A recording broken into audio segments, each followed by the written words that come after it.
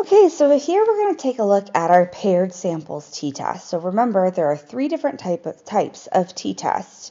And really the paired samples is when you're testing the same individuals 2 times with the same test. So it would be like giving your class a pretest, teaching the lesson, giving them a post-test. So every participant has 2 scores, and something happened between those 2 scores, like teaching a lesson, maybe giving them an intervention, then retesting. So it's a test and retest type of test that you would use to really analyze what happened in between and see if what you offered in between the test and the retest made a significant impact. Now, remember, when we're talking about quantitative research, there could be an impact. So you could see scores go up, but the amount that the scores go up may not be significant. And that is what this test is looking at. It's looking at, yes, we know the score of the pretest, we know the score of the post-test, but is that change truly significant? And then what does that imply about what you did between those two things? So the research question is there a statistically significant difference in math achievement scores before and after students attended a tutoring session? So that before and after is really important because it's indicating that we're doing the same test, but it's being sandwiched between this tutoring session. So then our null hypothesis would be there's no statistically significant difference in math achievement scores before and after students attended tutoring sessions. And then our alternate hypothesis is going to be there is a statistically significant difference. So that's a really important distinction. Notice that use of before and after. That's really key as you're writing these. So there are some assumptions that are very similar to the other t-test assumptions. First, we have to use a continuous dependent variable. So it's really important that that dependent variable is continuous. So something like a test score, a reaction time, a weight, an age, whatever you're looking to measure. So it could be a personality battery test, it could be satisfaction, it could be a lot of different things, but they cannot be categorical. Essentially, continuous means it needs to be a scale variable in SPSS and not categories. So you would do your write-up here, and this is kind of an example one based on the situation that I have in the research questions. And then again, you would insert your citation, which would be coming from a textbook on how to do a paired samples t-test. The next assumption is kind of interesting. It's a paired observation. So even though you're doing a paired t-test, which implies that it's a pre-post test or a before and after test, even though that's implied in your choice, you still need to explicitly say it. So you still need to say that we have 2 sets of scores for the same individuals. Again, that's the key. For a paired sample, we're giving the same test to the same people with something between the testing time.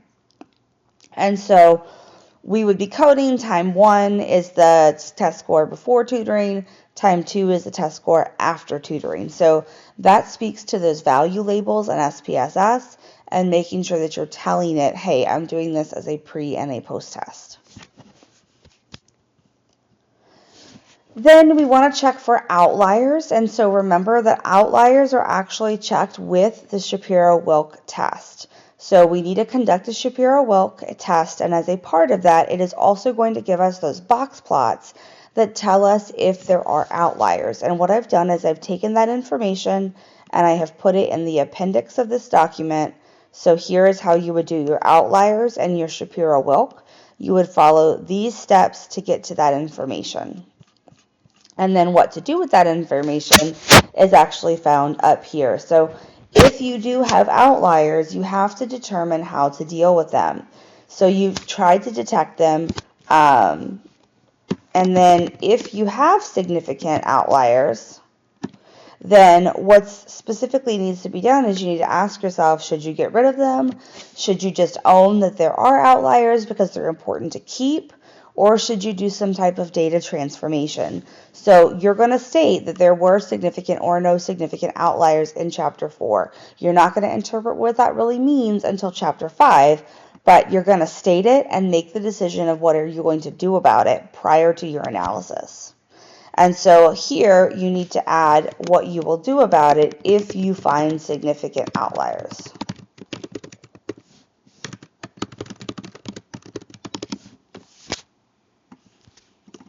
And I'm just going to move that over here.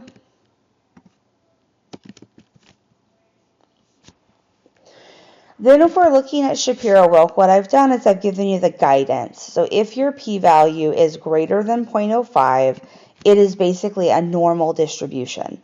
So you're saying it doesn't significantly deviate, which means it's normal. You go straight to your test. If the p-value is less than 0.05, that means that it is not a normal distribution, which is what we need for the assumption. However, the test is robust enough if it fails this assumption that you can keep going if you have a population larger than 30. So, I'm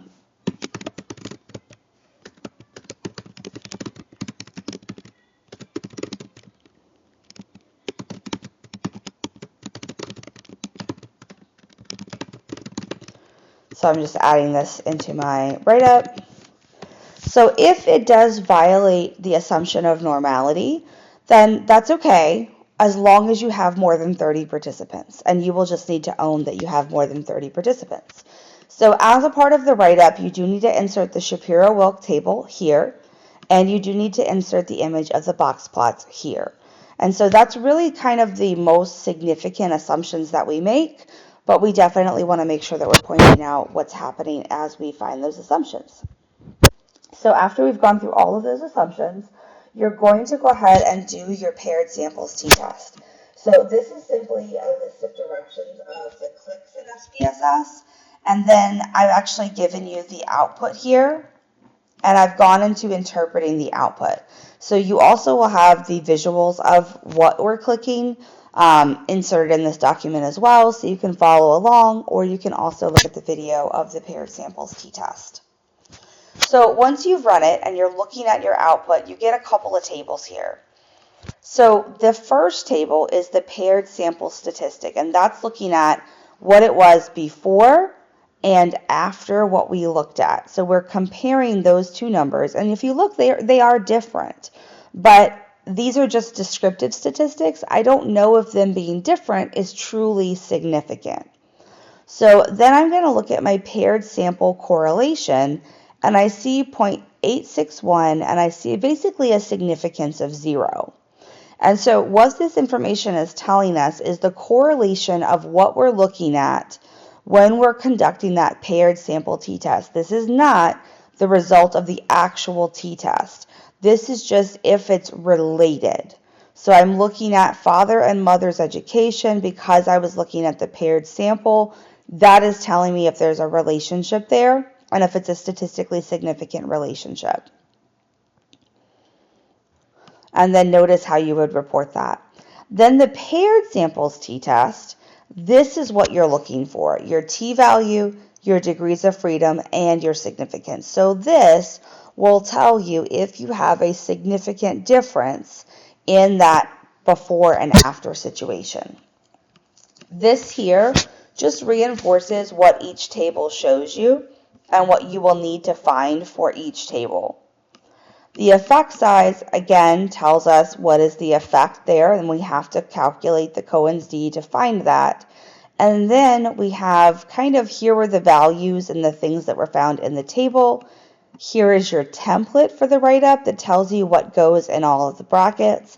And in the event you're not sure of where those things come from, I used the 3 tables in this handout, and I filled in the values from those tables in this example.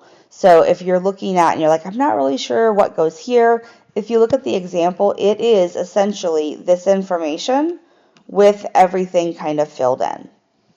And that is a paired samples t-test.